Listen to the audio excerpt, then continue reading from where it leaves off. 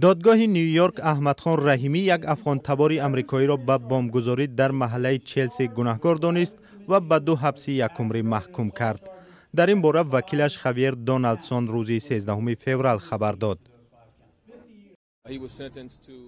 دادرس بیرمن او را به 2 زندان یکمری محکوم کرد. ما از این حکم به زودی شکایت میبریم.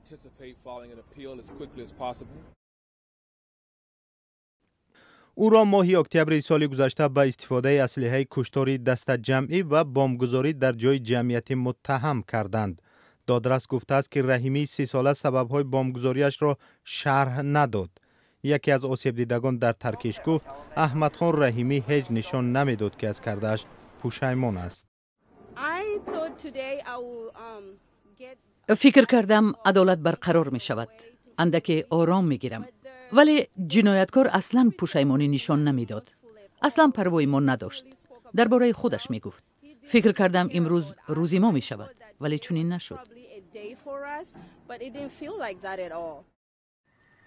احمدخان رحیمی ماه سپتامبر سال 2016 با بمبگذاری در شهر نیو جرسی در آمریکا در محل یک ماراتون خیریه 30 نفر را مجروح کرد.